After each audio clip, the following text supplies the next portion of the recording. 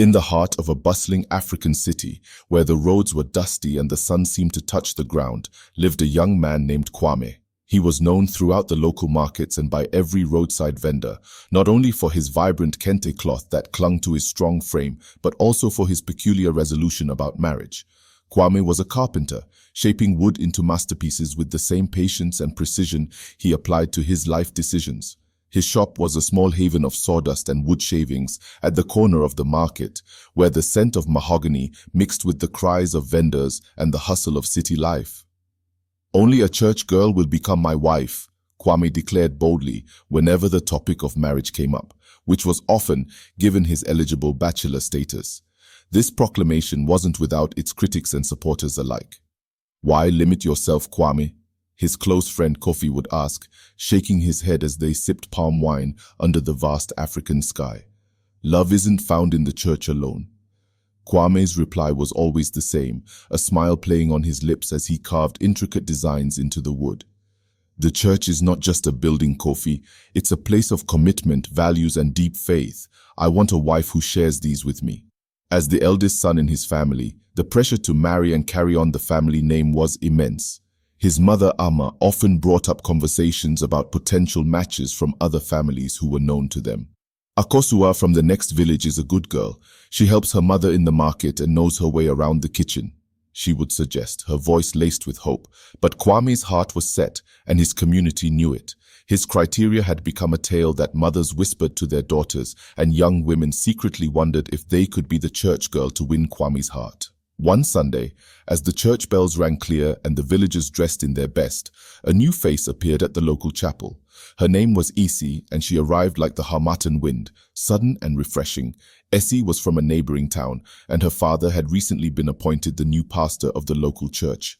Her beauty was not just in her physical appearance, but in the serene way she carried herself and the kindness that spilled from her words like water from a spring. Kwame noticed her the moment she stepped into the church. There was a grace about her that caught everyone's attention. It wasn't long before the local matchmakers were whispering, glancing from Kwame to Esi and back again, their minds weaving possibilities. The first encounter between Kwame and Esi happened after the service. Kwame had volunteered to fix a broken pew, and Esi was helping her father organize his books. Their conversation started over a splintered piece of wood, but quickly delved deeper into discussions about faith, family, and the future. As weeks turned into months, their friendship blossomed. Kwame admired Esi's devotion to her family and her fervor in her faith. Esi found Kwame's dedication to his craft and his respect for his elders endearing. The villagers watched, hopeful and eager, as the two young hearts danced around the possibility of a future together. Yet even as their bond grew, Kwame held on to his proclamation. He admired Esi, yes, but was she truly the church girl he had envisioned? His heart wrestled with his dreams and the reality before him, uncertain if the feelings brewing within him were enough to consider stepping beyond his long-held resolution. In the vibrant heart of the city, where the buzz of daily commerce mixed with the calls of street hawkers, Kwame and Esi's friendship continued to flourish under the warm African sun. The carpenter's workshop became a place not just of business, but of laughter and shared secrets, with Esi often stopping by under the pretense of needing a shelf or a chair mended. Esi's father, Pastor Ofori, watched their growing closeness with a mixture of approval and concern. He saw in Kwame a young man of integrity and deep faith, qualities he prayed to see in a suitor for his daughter. Yet, he knew the weight of expectation that rested on Kwame's shoulders, not just from his own family, but from the entire community. As the dry season gave way to rains, the town's rhythms were punctuated by the patter of raindrops on tin roofs and the murmur of gatherings in the church hall. It was during these gatherings that Esi's voice rose in song, her spirit seeming to fill the room with a light so profound that even the elders whispered about the grace she carried. Kwame, normally reserved with his emotions, found himself increasingly captivated. The way she tilted her head when she laughed, or how her eyes lit up when discussing future plans for the church's youth group, etched themselves into his heart like the carvings on his woodwork. Meanwhile, the market women, ever watchful, began to pair their chatter of daily sales with updates on Kwame and Esi's interactions. "See how he looks at her when she helps her father," they would murmur among themselves, exchanging knowing glances. But not all were pleased. Akosua, the girl once favored by Kwame's mother, felt a pang of loss each time she passed the carpentry shop and saw Esi laughing beside Kwame. Her feelings, a complex web of friendship and unspoken affection, were known only to her heart. One evening, as the sun dipped below the horizon, painting the sky in hues of orange and purple, Kwame invited Esi to walk with him along the path that wound beside the river. The river, swollen from the rains, rushed along its banks, a mirror to Kwame's own turbulent thoughts. "Esi, you have brought much joy to my days," Kwame began, his voice steady yet thick with emotion. "Your presence is like the light that breaks through the baobab trees at dawn." Isi's heart fluttered, her hands clasped tightly together. She sensed the importance of this moment, the unspoken question hanging between them like the stars beginning to prick the evening sky. Yet, as they walked, neither could foresee the challenges that lay ahead. In a community where every decision was woven into the fabric of collective expectations, their potential union was not just a matter of two hearts aligning, but of aligning with the beliefs and visions of all who watched and waited. As night embraced the town, the air was filled with the scent of rain-soaked earth and the distant call of nightbirds. The path they walked was familiar, yet with each step it seemed to unfold new possibilities, their future a canvas yet to be painted. The market square was alive with the vibrant thrum of daily life, the air thick with the aroma of spices and ripe fruit. Here, beneath the expansive shade of the ancient baobab, Kwame and Esi often found themselves deep in conversation, their words weaving through the cacophony of vendors and shoppers like a serene melody. As the relationship between Kwame and Esi deepened, their interactions became a familiar spectacle to the townsfolk. The elders, seated on weathered stools under the baobab, watched them with a blend of curiosity and approval. These were moments when the wisdom of years met the fervor of youth, the silent acknowledgement that the baton of tradition and faith would soon pass to hands that held it with care. Kwame's thoughts were often clouded with the weight of expectation. The idea of marriage was not merely a union of two souls, but a binding contract between two families, their ancestors, and their futures. As he carved a piece of mahogany into a figurine one afternoon, his mind wandered to Isi's smile, the sound of her laughter, and the gentle firmness in her voice when she spoke of her dreams for their community. Esi, for her part, felt a surge of admiration for Kwame's dedication to his craft and his community. His hands, rough and stained with wood dye, were a testament to his commitment to create beauty from the raw, unyielding materials of life. She watched him from the entrance of his shop, her heart swelling with a mixture of pride and something deeper, something she dared not name for fear it might slip away like sand through her fingers. But challenges lay in wait, as subtle and complex as the patterns in the kente cloth. Akosua, having noticed the growing bond between Kwame and Esi, grappled with a turmoil of emotions.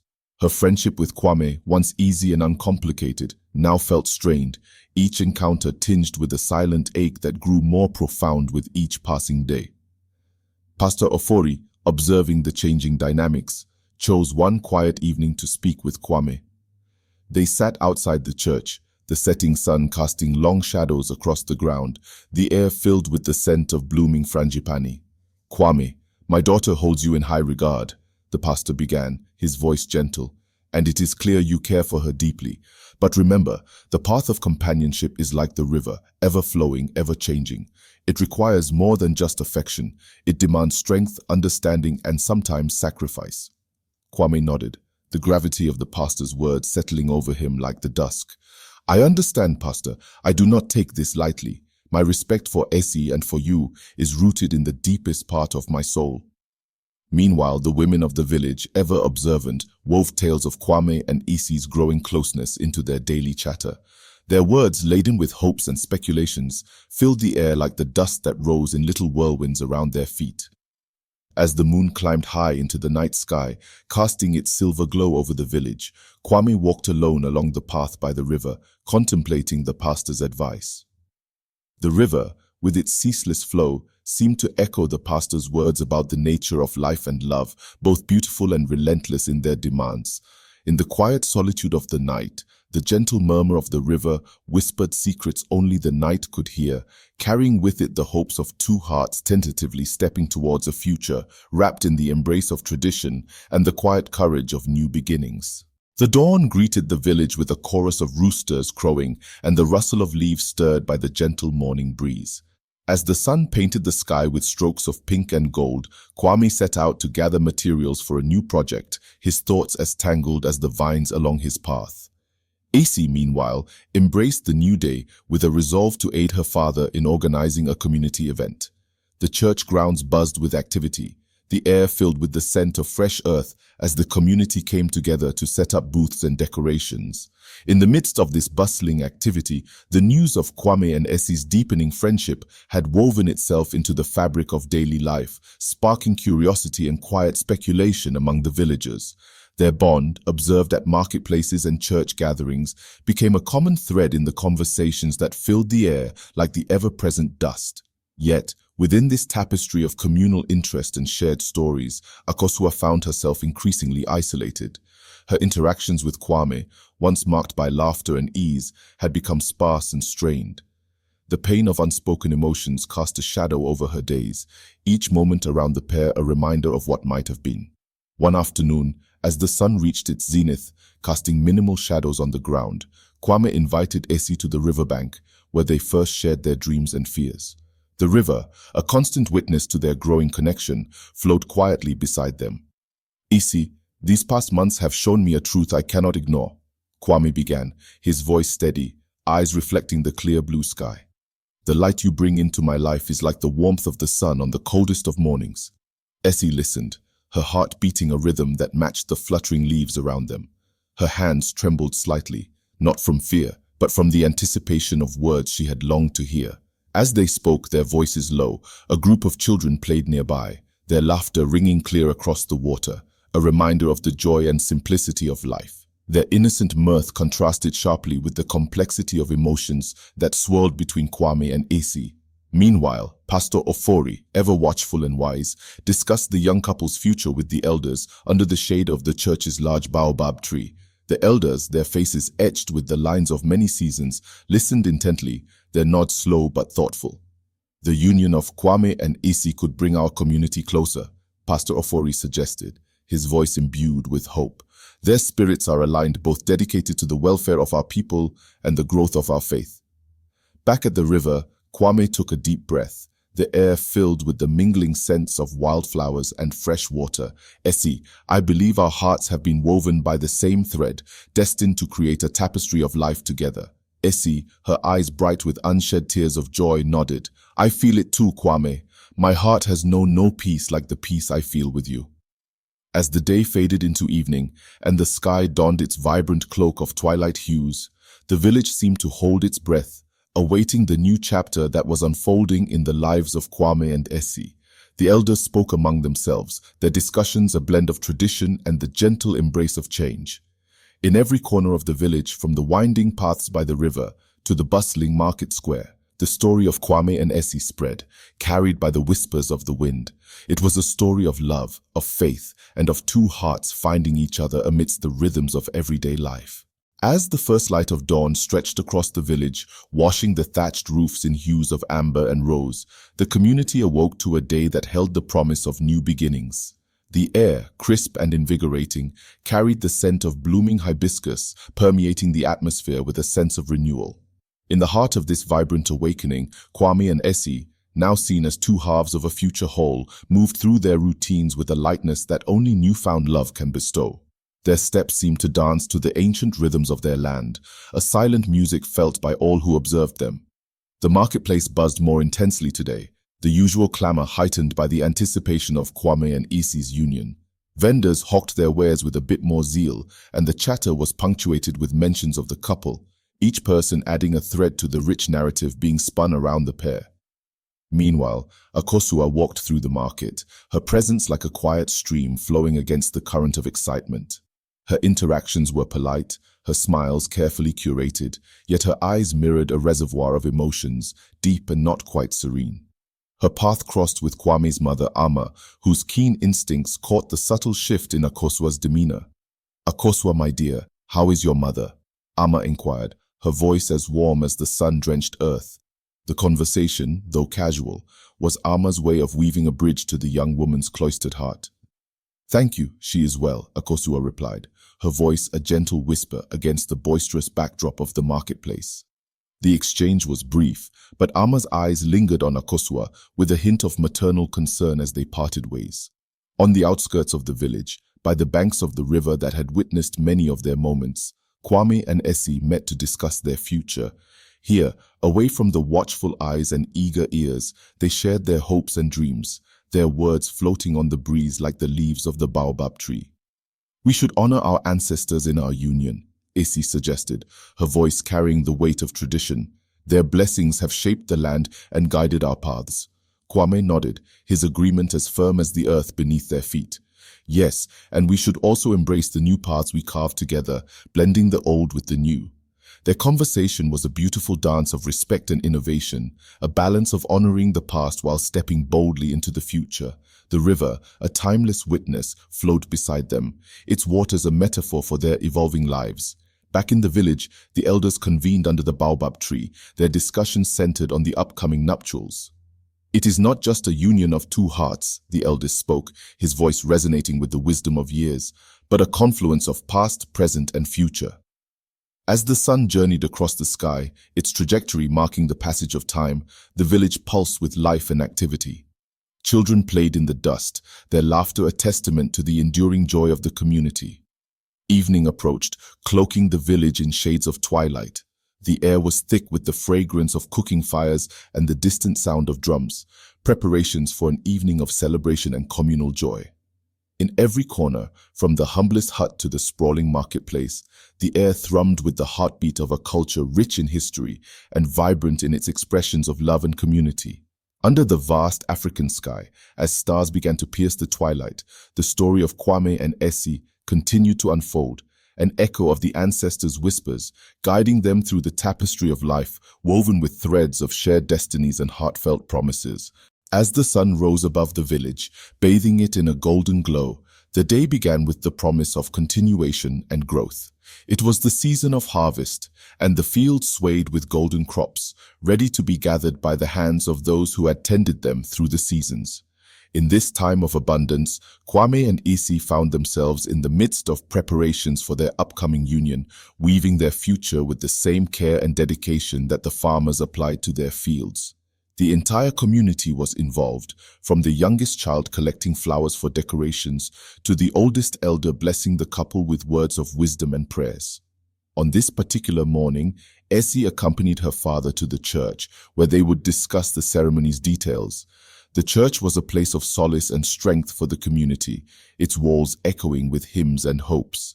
As they walked through the village, Esi's grace and calm demeanor reflected her deep connection to the land and its people, a testament to the love and respect she had garnered over the months. Kwame, meanwhile, was at his workshop, surrounded by wood shavings and the scent of cedar. He was crafting a special piece for their home, a symbol of their new life together. His hands moved with skill and affection, each stroke of the chisel a mark of his commitment to their shared future. The marketplace was alive with the chatter and barter of daily commerce, the air rich with the scents of ripe fruit and spices. Here, Akosua moved with a quiet grace, her heart slowly healing from the pangs of unrequited affection. Her friendship with Kwame had transformed, finding a new rhythm in the familiarity of shared history and mutual respect. As the day progressed, the village square became a focal point for the harvest celebration, a prelude to the wedding. Drums beat in a rhythmic pulse, calling the villagers to join in the festivities. Men and women danced, their bodies moving in harmony with the earthy tones of the music, celebrating the bounty and the forthcoming nuptials. At the riverbank, a group of children played, their laughter mingling with the sound of the flowing water. They reenacted the stories of the village, playing parts of Kwame and Esi, dramatizing their love story with the innocence and creativity of youth. As the sun began to set, casting long shadows across the village, Kwame joined Esi at the harvest celebration. Their hands met, and together they moved towards the dance circle, their steps a mirror of their hearts, aligned and in step. The community encircled them, clapping and singing, their voices rising in a powerful chorus that spoke of unity and joy. Elders watched from the sidelines, their eyes gleaming with tears of happiness. They saw in Kwame and Esi not just a couple, but a future for the village, a beacon of hope and continuity. Their approval was silent but profound, as they nodded to the rhythm of the drums, their blessings woven into the very fabric of the evening air. As night enveloped the village, the stars shone brightly, their light a silent witness to the bonds being strengthened below. Fires crackled, casting a warm glow over the faces of the villagers. Stories were told, songs were sung, and the rhythms of the earth were celebrated, each note a thread in the vibrant tapestry of life that Kwame and Esi were about to embark upon together. The night was still, the village bathed in the soft light of a crescent moon.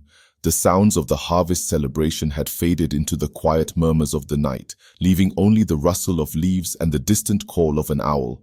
In this tranquil setting, Kwame and Esi sat together under the baobab tree, their hands entwined as they spoke of the days ahead. "Tomorrow, we stand before the village, before our families, and before the ancestors," Kwame said, his voice low and steady. "I want us to walk this path with clear hearts, blessed by those who came before us." Esi nodded, her eyes reflecting the moonlight. "Our love is not just ours, but part of something much greater. I feel the presence of our ancestors in every step we take." As they sat in silence, the night air seemed to hum with an energy that was both ancient and powerful. It was as if the very ground beneath them was alive with the spirits of those who had walked it before, their blessings carried on the wind, whispering through the branches of the great tree above them. The next morning, the village awoke to a day that was bright and clear, the sky a brilliant blue without a cloud in sight. The air was filled with anticipation as preparations for the ceremony began in earnest. Women adorned in vibrant kente cloth bustled about, arranging flowers and preparing the feast, while men set up the canopies and seating for the guests. Kwame dressed in his finest attire, a robe of deep indigo that his mother had woven with care. The fabric, rich and heavy, was a symbol of his family's status and the respect they commanded in the community.